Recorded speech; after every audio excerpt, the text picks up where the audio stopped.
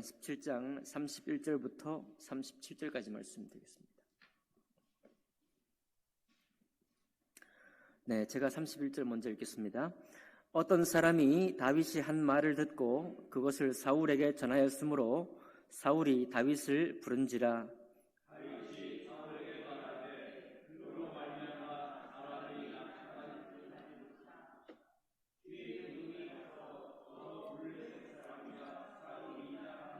사울이 다윗에게 이르되 내가 가서 저 블레셋 사람과 싸울 수 없으리니 너는 소년이요 그는 어려서부터 용사임이니라.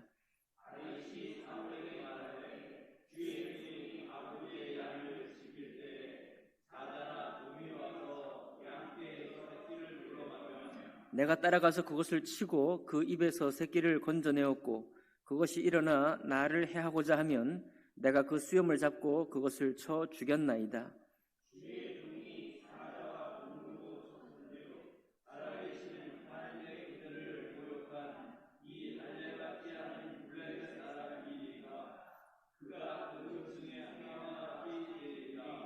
또 다윗이 이르되 여호와께서 나를 사자의 발톱과 곰의 발톱에서 건져내셨은즉 나를 이 블레셋 사람의 손에서도 건져내시리이다.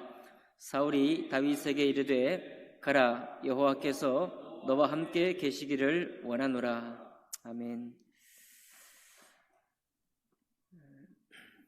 지난 주일에 우리는 축복하시는 보호자 되시는 우리 하나님에 대해서 말씀을 좀 나누었습니다.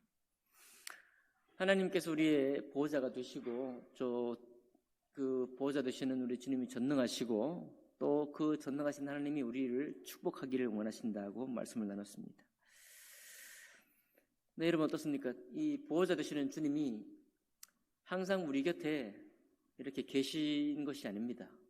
네. 성경에 말씀하시기를 달란트 비유를 하시면서 혹은 총지기 비유를 하시면서 타국에 주인이 가 있겠다라고 말씀하셨거든요. 타국에 주인이 가 있겠고 그 맡은 총지기에게 모든 것을 맡겨놓고 간다고 했습니다. 갔다가 때가 되면 찾으러 오신다고 말씀하셨거든요. 여러분, 하나님을 우리가 알아갈수록 이 하나님이 여러분과 저에게 굉장히 놀라운 자유 그리고 엄청난 고난을 주셨다는 사실을 우리가 알 수 있게 됩니다. 여기 다윗이 어릴 때 여기 나오는 내용을 보면 곰과 사자가 나타났을 때 다윗밖에 없었습니다. 다윗 주위에는 그 많았던 형들도 없고요. 다윗 옆에는 아버지 이새도 없습니다. 양들이 있지만 양들은 다윗이 지켜 보호해야 될 대상이지 양들이 다윗을 지키지 않죠. 우리가 이 말씀을 읽다 보면은 다윗이 열심히 기도를 하는 기도의 사람이었겠다 이런 생각을 하실 수 있겠지만 지금은 기도하는 시간이 아니고 지금은 돌을 던져서 곰과 사자를 내어 쫓는 시간입니다. 그럴 때 다윗께서 누가 있나요? 아무도 없습니다. 아무도 없는 거예요.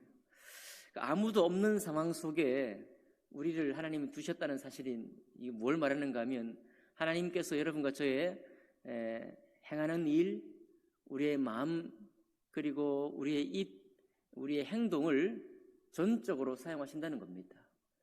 그 말이 다윗이 자기가 만난 상황을 이겨내거나 자기가 만나고 있는 이 상황을 헤쳐내는 일에 다윗이 100% 자기 힘과 자기의 믿음과 자기의 행동을 다 사용한다는 거예요. 그것이 우리의 삶의 기억이 되고 삶의 경험이 되어서 이 곰과 사자를 만났을 때 다윗이 경험했던 그 일이 이제는 어려서부터 전사였던 골리앗을 만났을 때 똑같은 상황인 것이죠. 왜냐하면 다윗 주위에 지금 누가 있는가 하면 두려워 떠는 사울 왕과 또 사울 왕과 함께 똑같이 간담이 손을 녹아버린 이스라엘 군대밖에 없는 겁니다. 앞에 외치는 사람은 골리앗이고요. 그 골리앗의 외치는 소리를 듣고 적군들은 자기 대장이 너무나 엄청난 그 장수니까 사기충천한 거죠. 사기충천한 적들과 그 사기충천하게 만들 수밖에 없는 그 골리앗이 서 있고, 그리고 우리 아군들은 완전히 간담이 녹아버린 사람들만 있는 것입니다. 이때 다윗을 도와줄 사람이 아무도 없는 거예요. 다윗 곁에는 아무도 없습니다. 무엇이, 우리가 아침 문자리에 나눴지만 무엇이 다윗을 그렇게 힘있게 그 골리앗을 향해서 돌진하게 만들었을까요? 물론 하나님을 향한 신앙이 있겠죠. 더욱 중요한 것은 다윗이 곰과 사자를 칠 때 아무도 없는 바로 그 상황에, 두렵고 떨리는 상황 속에서 그가 쥐었던 돌팔매입니다. 그가 그 돌팔매를 쥐고 또 자기 자신을 신뢰하고 자기를 의지하고 했던 그 행동들을 다윗이 기억하고, 거기로부터 오늘 만난 이 상황, 오늘 골리앗 앞에 선 이 똑같은 상황, 아니 좀 더 충격이 센 그런 형편일 수 있는데, 바로 그때 다윗이 자기 마음을 그 상황 속에서 대적할 수 있는 마음으로 끌어올릴 수 있었던 비결이 되는 것입니다. 청지기인 우리를 주님께서 모든 것을 맡겨두고 떠나가셨습니다. 그 말은 제가 자바라 비유를 말씀을 드렸는데요, 주님께서 급하게 우리가 주님을 간구하고 찾을 때 주님이 도우러 오시지 않는다, 그런 말씀이 아닙니다. 그거는 우리가 신앙생활이 계속될수록 정말 하나님이 나에게 많은 걸 맡기셨구나, 내가 하는 대로, 내가 입을 올리는 대로, 내가 뭔가 일을 계획하는 대로 그 일의 어떤 결과를 나에게 맡기셨구나라는 것을 알게 되는 겁니다. 여러분, 바리새인들이 기도할 때 주님께서 책망하셨는데요, 저들은 정말 습관적으로 기도했습니다. 우리가 볼 때 기도하지 않는 사람들에 비해서 얼마나 신실한 사람들입니까? 그런데 주님이 저들을 책망했습니다. 습관적으로 반복적으로 기도하고 있는데 그것을 책망했어요. 외식한다고 책망했습니다. 무슨 말입니까? 여러분, 기도는요, 우리가 정말 새로운 도전, 내가 어떤 일을 하려고 합니다. 새로운 무언가를 시도하려고 해요. 그럴 때 하나님의 도우심이 내가 갑자기 필요합니다. 그럴 때 기도의 양이 필요하죠. 그럴 때 우리가 기도하는 것이 필요합니다. 내가 새로운 뭔가를 시도하지 않습니다. 내가 어떤 뭔가를 믿음의 선한 도전을 하고 있지 않아요. 그럴 때 습관적인 기도는 거의 외식에 가깝습니다. 그건 별로 필요 없는 기도일 수 있어요. 하나님은 우리가 영적으로 정말 곤고할 때, 그리고 믿음의 새로운 강력한 도전이 필요해서 내가 이미 느끼는 거예요. 이 기도가 필요하구나. 내가 이미 느끼는 겁니다. 내가 하나님이 기도를 통해서 내 마음에 새롭게 되기를 원하시는구나. 이게 우리 마음이 느낄 때예요. 느낄 때 그때 기도하는 것입니다.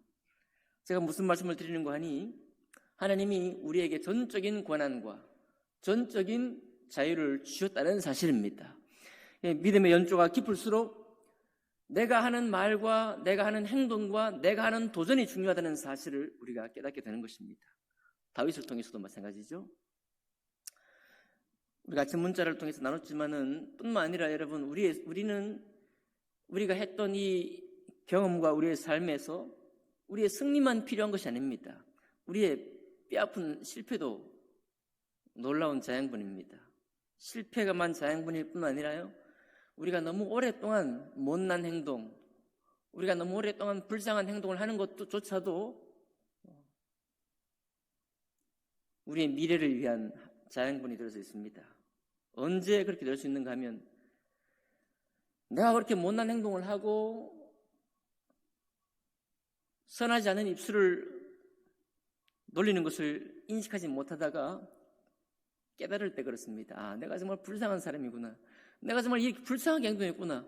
내가 정말 이렇게 못나게 행동했구나. 그런, 어때요? 못난 행실이 양이 차야 됩니다.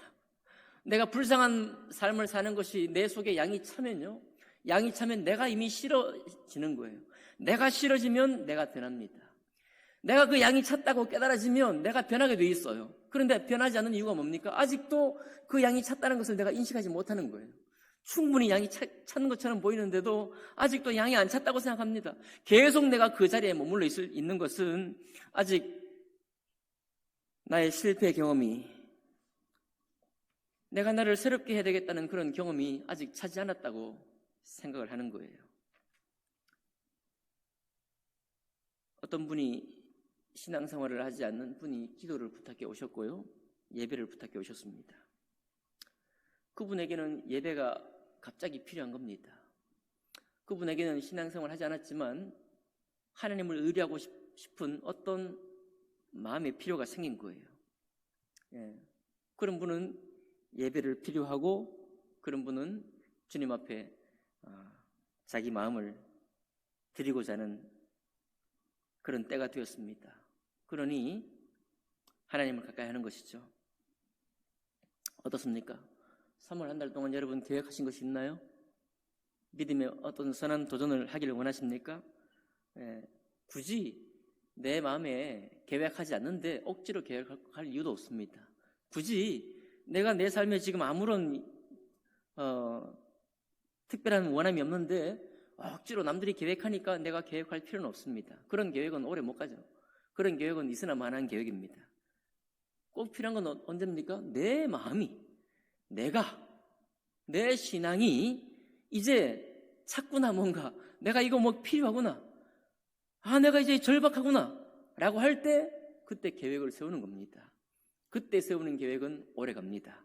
그때 세우는 계획은 남들이 끄집어내려도, 나를 끌어내려도 내가 필요했기 때문에, 하나님이 나에게 맡기신 전적인 권한과 자유를 가지고 내가 그 필요를 따라 내가 세운 계획이기 때문에 누가 뭐라고 해도 그 계획은 힘있게 달려가는 것입니다. 다윗의 오늘 여러분, 다윗은 승리의 경험만 있는 게 아니죠. 다윗의 뼈아픈 실패는 너무도 뼈아픈 실패를 우리가 알고 있습니다. 오늘 이 말씀은 어려서부터 차곡차곡 쌓인 자기의 승리의 경험입니다. 우리는 어떤 경험을 가지고 있습니까? 우리는 어떤 실패의 경험을 가지고 있습니까? 실패조차도 우리의 자양분이라고 말씀드렸습니다. 승리는 당연히 자양분이 되겠죠. 그럴 때 우리가 3월 한 달 동안 혹시 어떤 계획을 세우기 원하셨다고 한다면, 내가 정말 이제는 나 자신이 싫다고 한다면 이제는 계획을 세울 때고, 만약 계획을 세우셨습니까? 그러면 기도의 분량이 필요할 것입니다. 왜냐하면 기도는 그냥 주님이 나를 돌보시겠지 이런 아니라는 것이 아니고요, 내가 실제적인 필요가 있어서 실제적인 계획을 세웠을 때 그 마음이 그 일을 행할 수 있는 담대함과 그 마음의 준비가 되기까지 주님 앞에 간구하는 시간이 필요한 것입니다. 청년들이 주일 예배를 마치고 항상 밤 9시, 8시 이렇게 즐거운 교제를 하고 돌아간 지가 수년이 넘었습니다. 교제 소식을 들을 때마다 우리 마음이 즐겁고 기뻤죠. 그런데 이제 제 마음에 어떤 변화의 필요가 생겼습니다. 이제는 교제만 열심히 하고 돌아가는 청년부가 되어서는 안 되겠다. 2주 전에 도전을 했습니다. 이제 주일 오후 5시부터 6시까지 1시간 동안 제자훈련하겠다. 말씀을 공부하자. 어떤 일이 생겼는가 하면요, 너무 신나게 놀고 너무 재밌게 시간을 많이 보냈더니 양이 찼나 봐요. 제가 도전을 했더니 하겠다고 했습니다. 이 청년들이 아침부터 열심히 섬기고요, 오후 4시가 돼야 다음 주 준비가 다 끝납니다. 찬양밴드 같은 경우는. 그러니까 종일 섬기니까 얼마나 피곤해요. 때가 차지 않았으면 거절했을 거예요. 목사님 우리 힘듭니다. 때가 찬 것 같습니다. 선한 교제, 즐거운 교제만 한다고 믿음이 새롭게 되는 건 아니죠. 충분히 놀았으니 주님 앞에 일었을 때가 된 것입니다. 제자가 될 때가 된 거예요. 마땅히 가르칠 교사가 될 때가 된 것입니다. 하나님의 때를 만나서 새롭게 도전하는 우리 청년들이 마땅한 믿음의 성장과 또 훈련을 이룰 수 있기를 원합니다. 이 시간 오늘 3월 1일 월초 기도에 나오신 우리 성도님들, 집사님들, 우리들도 우리의 마음에 어떤 준비가 되셨나요? 하나님이 어떤 실패 가운데 우리를 두셨나요? 우리가 어떤 젊은 날에 혹은 지금까지 신앙생활을 하시면서 어떤 승리의 경험을 갖고 계신가요? 아니, 어떤 변화의 필요를 우리 자신 속에 남들이 아니라 내 마음속에 어떤 변화의 필요를 느끼셨나요? 만약 그렇다고 한다면 그것을 이루어가시는 분은 여러분입니다. 하나님이 아니고 우리예요. 다윗입니다. 돌을 던졌던 다윗이에요. 그 말씀을 기억하시고 축복의 보호자 되신 우리 주님을 신뢰하는 믿음이 우리에게 준비되었다면 새로운 일을 계획한 그 일 속에 전적으로 다 나에게 맡기셨다는 사실을 기쁨으로 받으시면서 주님 앞에 구하고 때로 실천해서 옮기는 여러분과 제가 되기를 주님 이름으로 축복합니다. 기도하겠습니다.